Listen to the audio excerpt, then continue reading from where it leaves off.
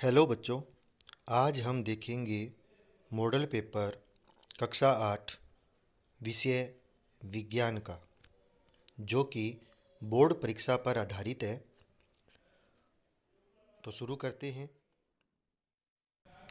Hello बच्चों, आज हम कक्षा 8 विषय विज्ञान का मॉडल पेपर हल करेंगे, जिसका समय रहेगा 2.5 घंटे। पूर्णांक 80 नंबर है। कुछ सामान्य निर्देश है जिन्हें आप पढ़ लीजिए। शुरू करते हैं। पहला प्रश्न, एस्टर का बहुलक है। तो एस्टर का बहुलक क्या है? Rayon, nylon, polyester, acrylic. तो सही जवाब है पॉलिस्टर। दूसरा प्रश्न है, अक्षय प्राकृतिक संसाधन है।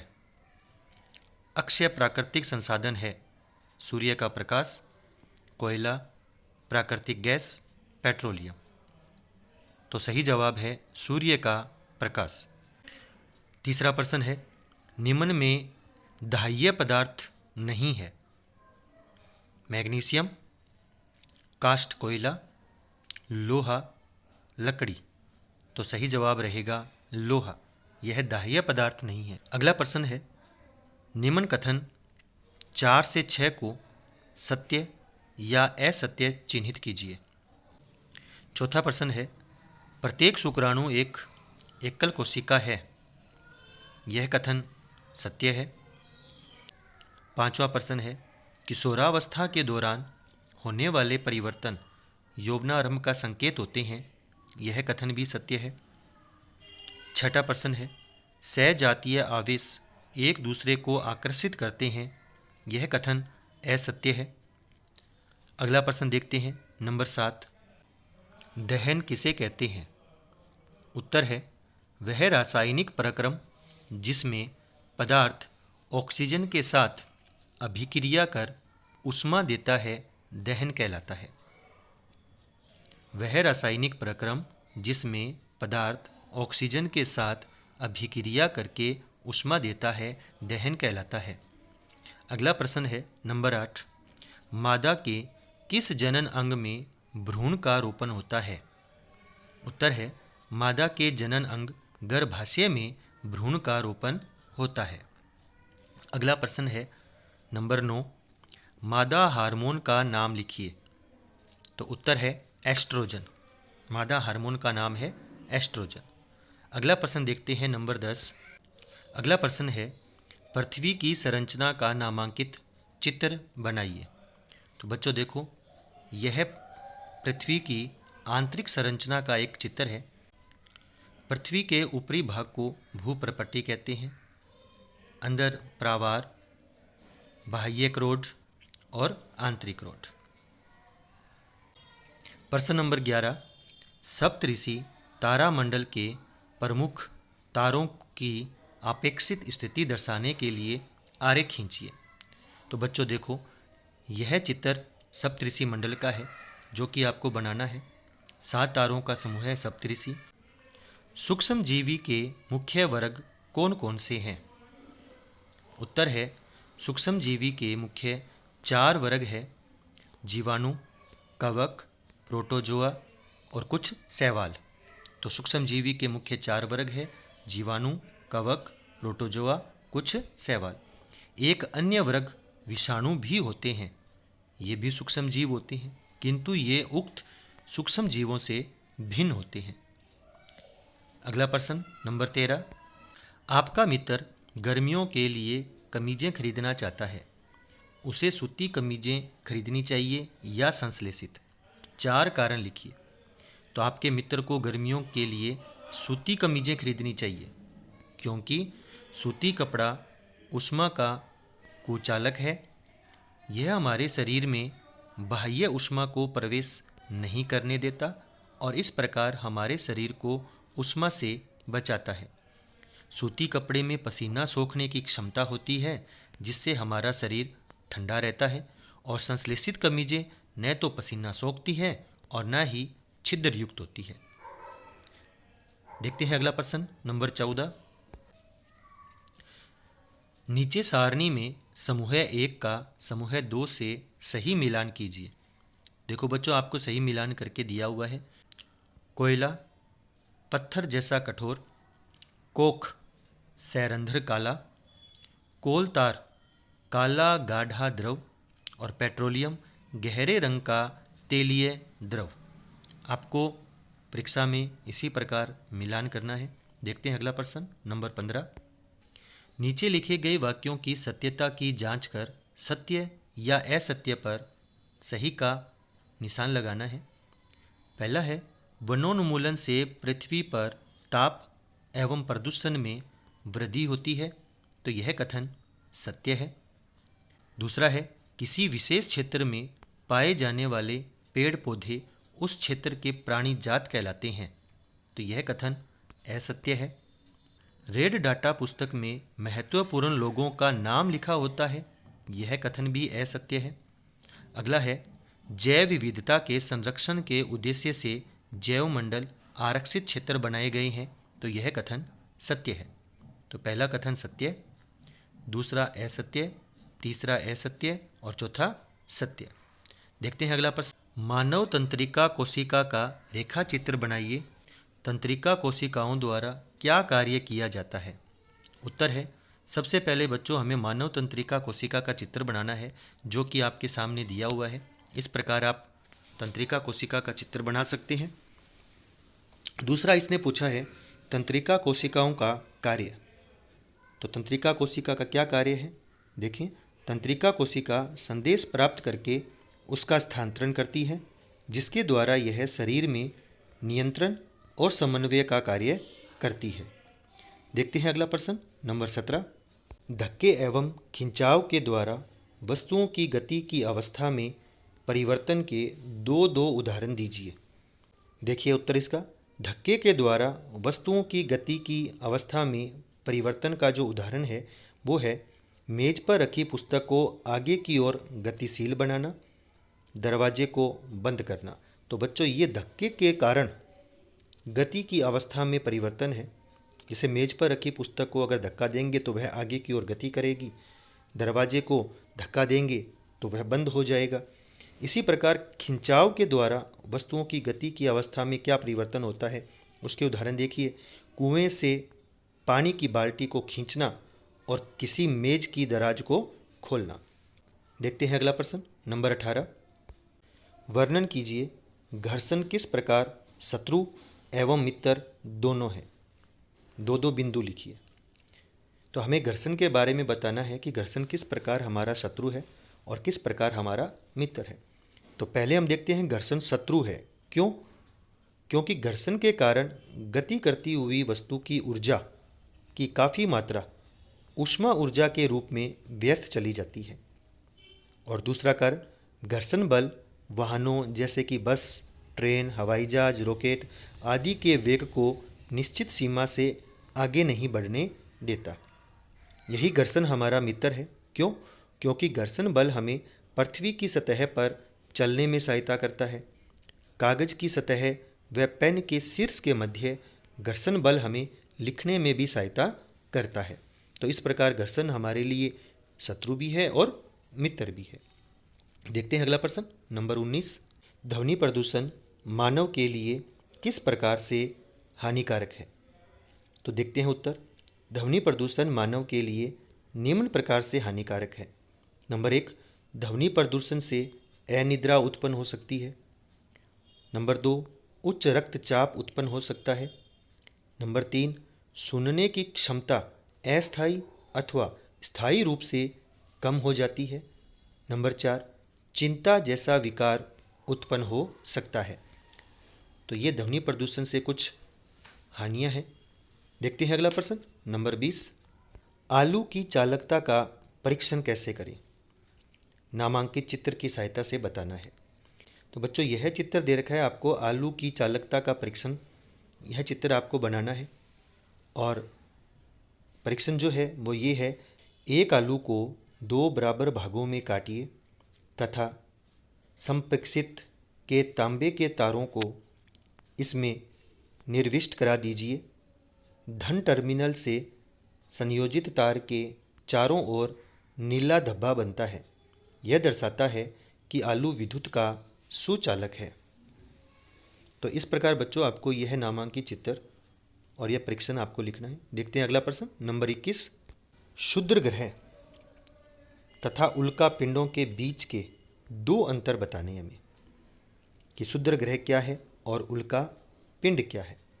क्षुद्र ग्रह छोटी चट्टानों से बने पिंड होते हैं जो सूर्य की परिक्रमा मुख्य रूप से मंगल और बृहस्पति के बीच करते हैं, जबकि उल्काएं क्षुद्र ग्रह या धूमकेतुओं से निकलते हुए छोटी छोटी चट्टानों के टुकड़े होते हैं। दूसरा अंतर है, क्षुद्र ग्रह मुख्य रूप से मंगल और बृहस्पति के बीच ही उपस्थित होते हैं, जबकि उल्काएं पृथ्वी व वायुमंडल में भी प्रवेश कर जाती है और शूटिंग स्टार के रूप में दिखाई देती है। देखते हैं अगला प्रश्न नंबर 22। खरपतवार क्या है, हम उसका नियंत्रण कैसे कर सकते हैं? अथवा स्पष्ट कीजिए कि उर्वरक खाद से किस प्रकार भिन्न है, कोई 4 अंतर बताइए। तो यहाँ आपको 2 प्रश्न दिए हैं जिनमें से आपको एक करना है। तो पहले हम देखते हैं खरपतवार क्या है और हम उसका नियंत्रण कैसे कर सकते हैं। खरपतवार वे अवांछनीय पौधे या जंगली पौधे हैं जो खेत में बोई गई फसलों के साथ अपने आप उग जाते हैं। खरपतवार पर नियंत्रण। खरपतवार हटाने के लिए निम्न विधियां काम में लेते हैं। पटेले या हैरो द्वारा खरपतवार को हटाना।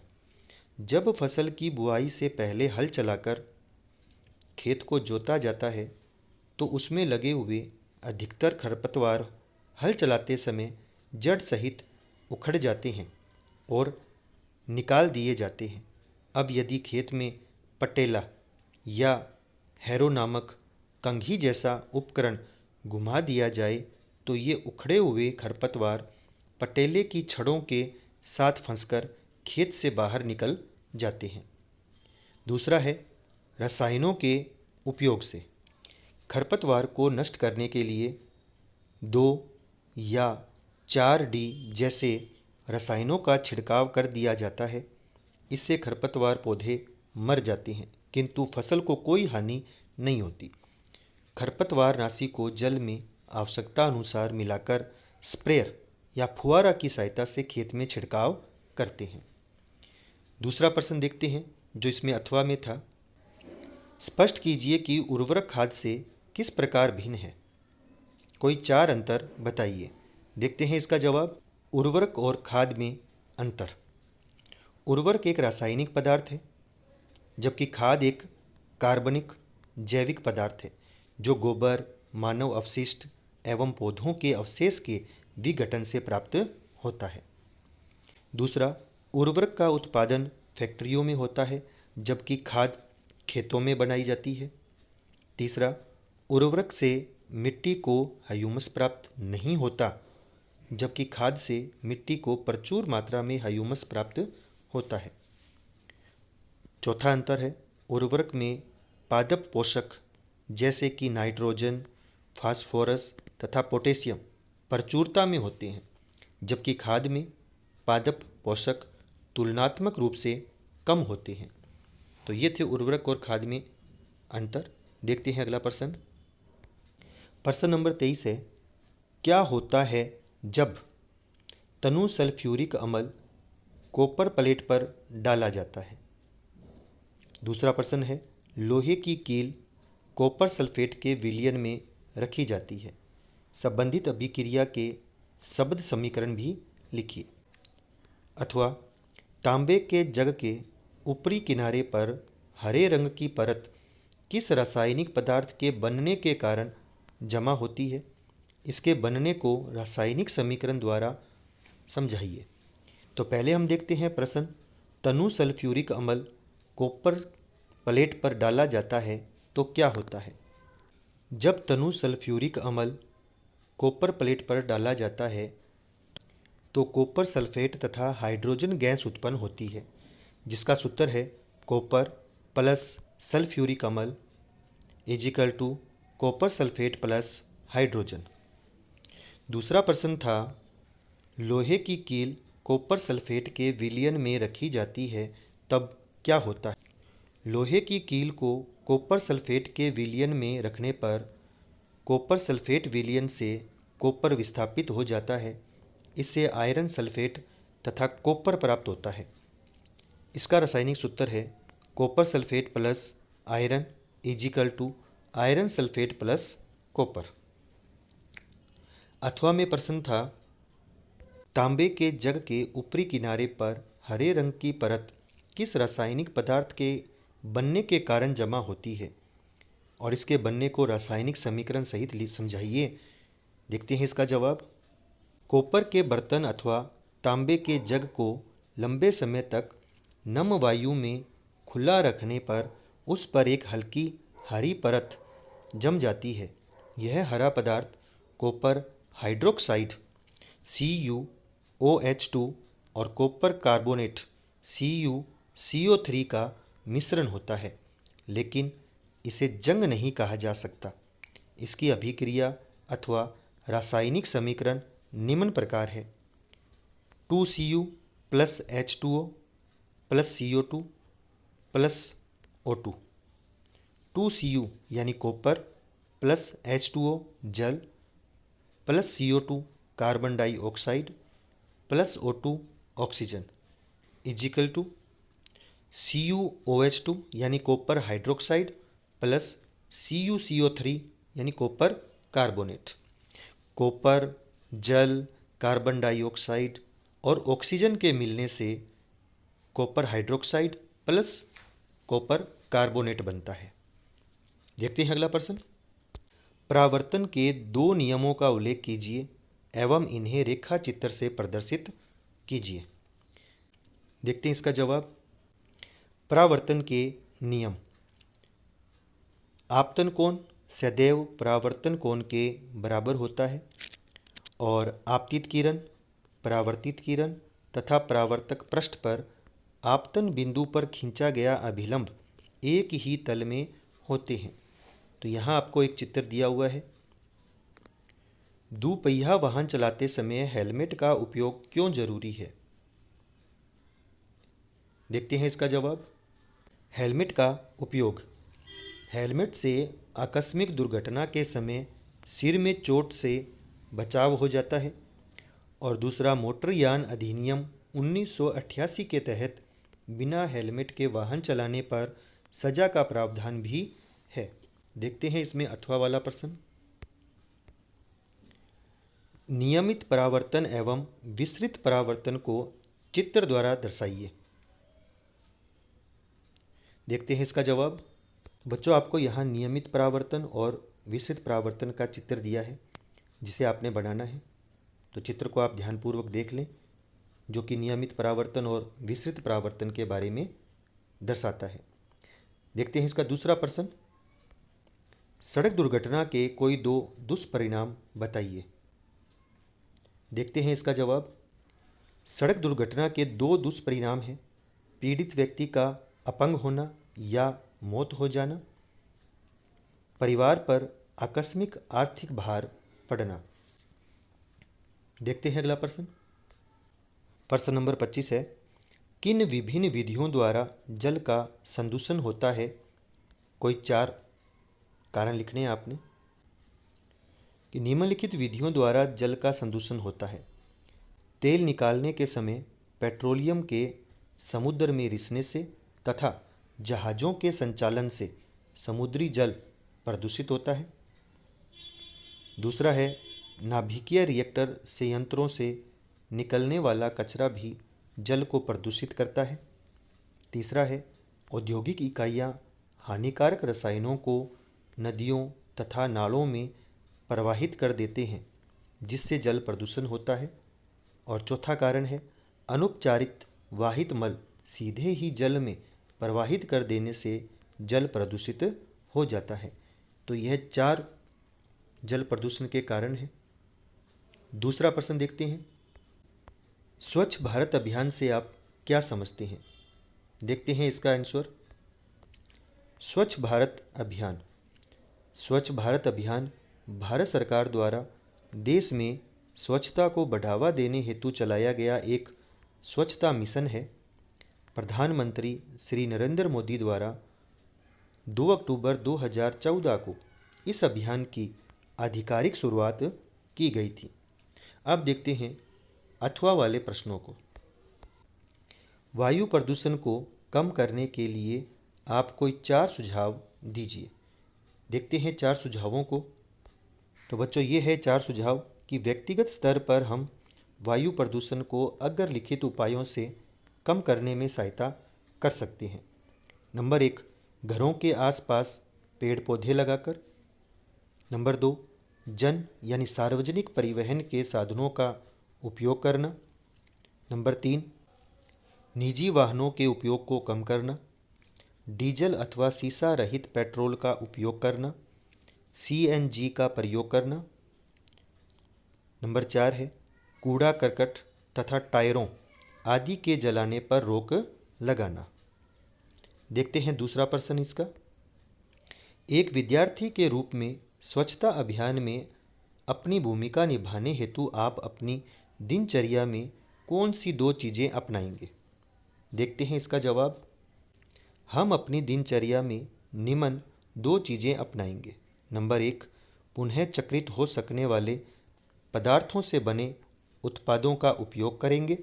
नंबर 2, प्लास्टिक की थैलियों का इस्तेमाल बंद करेंगे। तो विद्यार्थियों, आपको यह वीडियो कैसा लगा?